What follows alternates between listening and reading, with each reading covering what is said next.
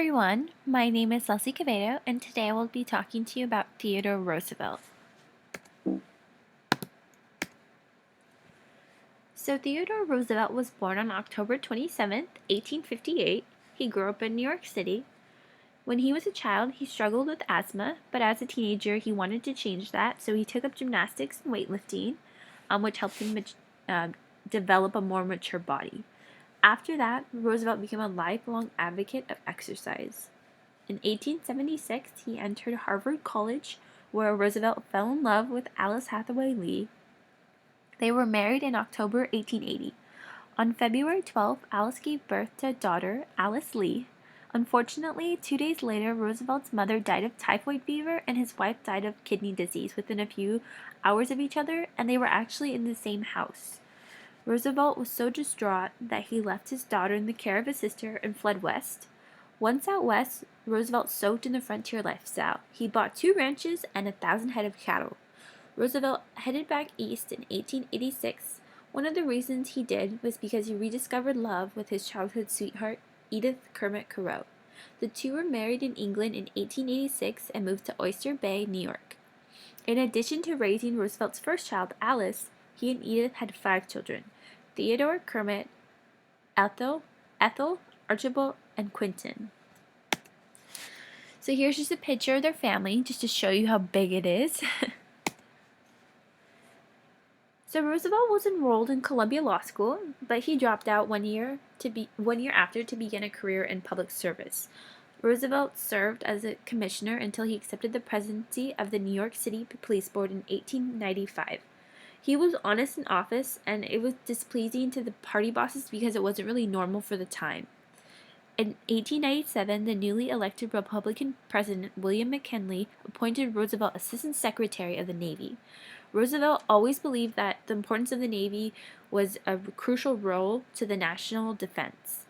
But when the Spanish-American War began, Roosevelt resigned from the Navy and volunteered as a commander in the 1st U.S. Volunteer Cavalry, a unit known as Rough Riders. It was made up of Ivy League gentlemen, Western cowboys, sheriffs, police officers, and Native Americans. When they were at battle, they went up the San Juan Hill, and when they came back, they were really well known, and they were also known for being great war heroes. When Roosevelt returned home, a war hero, he caught the eye of many Republican leaders in New York who were looking for a new candidate.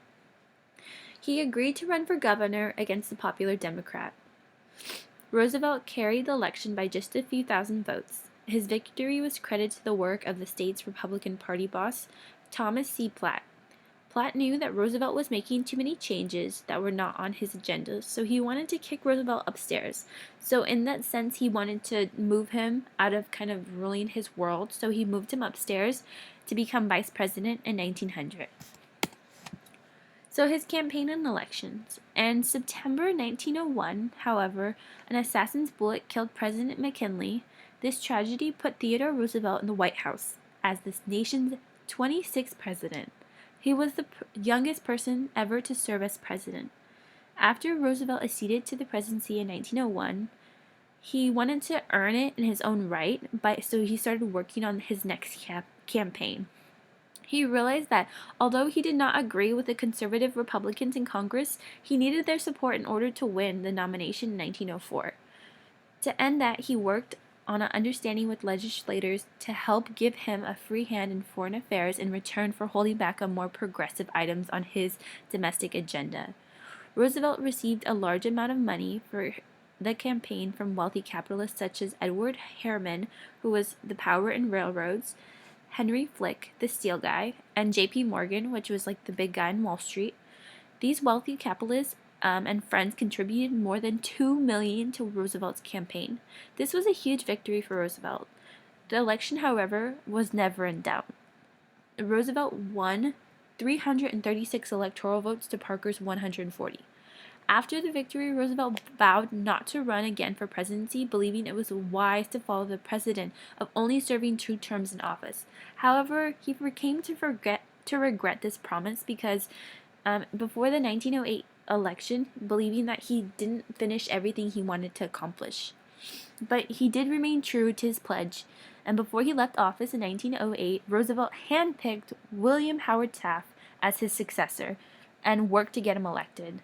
Taft wasn't a great president during this period, although progressivism was gradually rising from local and state level to national level.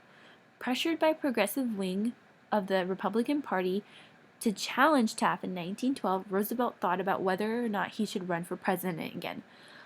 Eventually, he decided to throw his hat into the ring and run against his former protege. Roosevelt and his supporters abandoned the GOP and formed the Progressive Party. The Democrats nominated the reform governor of New Jersey, Woodrow Wilson, for president. Wilson's platform was known as New Freedom, called for limits on campaign contributions by corporation, banking and currency reform, and federal tax income, direct election of senators, and single-term presidency.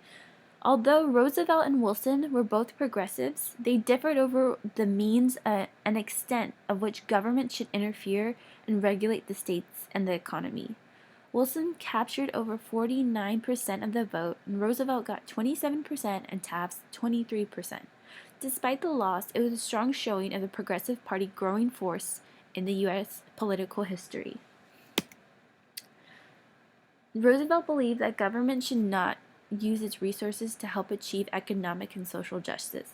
The country faced a coal shortage in the fall of 1902 because of the strike in Pennsylvania. Roosevelt called for both the mine owners and the representatives of the labor union together in the White House. When the management refused to negotiate, he hatched a plan to force the two sides to talk. Instead of sending federal troops to break the strike and force the miners back to work, Roosevelt threatened to use the troops to seize the mines and run them for federal operation. Faced with Roosevelt's plan, the owners and the labor unions agreed to submit their cases to a commission and abide by its recommendation. Roosevelt called the settlement of the coal strike the square deal, meaning that everybody gained fair agreement from this and they all benefited. So one of Roosevelt's central beliefs was that government had a right to regulate big business to protect the welfare of society. The Northern Securities Company, a giant railroad combination created by wealthy industrialists and financial leaders of J.P. Morgan, violated the Sherman Antitrust Act because it was a monopoly. In 1904, the U.S. Supreme Court ruled in favor of the government and ordered the company to be dismantled. The High Court's action was a major victory for the administration, and it put the business community on notice that although this was a Republican administration, it would not give business free rein to operate without regard of the public's welfare. Roosevelt was the first conservative president. He identified the American character with the nation's wilderness regions, believing that our Western and frontier heritage had shaped American values, behavior, and culture. He worked with Jefford Pinchot, head of the Forestry Bureau, and Frederick Newell, head of the Reclamation Service, to revolutionize this area of the U.S. government. In 1902, Roosevelt signed the Newlands Reclamation Act, which used money from federal land sales to build reservoirs and irrigation work to promote agriculture in the West.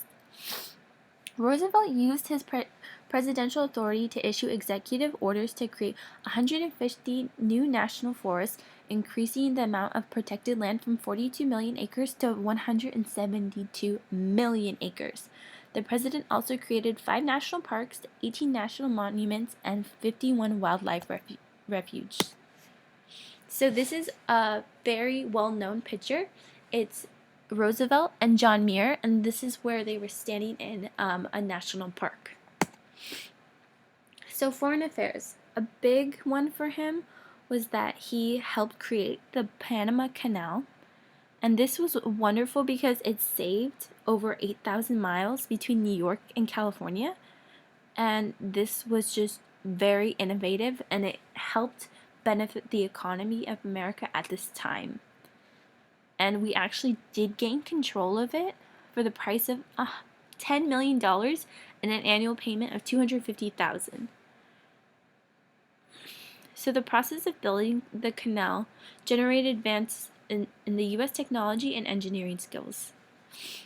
Also, Roosevelt formulated what was known as the Roosevelt Corollary to the Monroe Doctrine. The Monroe Doctrine, issued in 1823, stated that the United States would accept European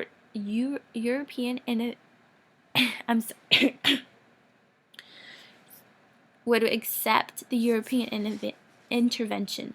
To stop this and maintain regional stability, the president drafted his colony. The United States would interfere if any Latin American country that manifested serious economic problems. So this basically meant that they would be the policemen if any issues were going on in Latin America. Unfortunately, in the future, Latin America came to resent America for this, saying that we interfered too much. Also, another great thing of his foreign affairs was that he created the Great White Fleet. The Great White Fleet was this wonderful component of the national defense because it was a strong deterrent to America's enemies. He built this, and it was one of the largest in the world, and it was reassuring to us to feel big and strong military-wise. So later years, he did write a bunch of, he wrote about 25 books in a range of different subjects. He also published a biography and an autobiography, including Winning of the West, comprised of 4 volumes. So, once the United States entered the war in 1917, all 4 of Roosevelt's sons volunteered to serve, which greatly pleased the former president because he was once involved in the Navy and he saw the importance of it. Unfortunately, the death of his youngest son, Quentin, left him deeply distraught. It affected him so much because it was his youngest. But he died in a great cause in a battle in France on Bastille Day. Theodore died in his sleep on January 6, 1919, in his Long Island estate, Sycamore Hill, after suffering a coronary embolism. He was 60 years old, and he was buried at the Young's Memorial Cemetery in New York. Here are my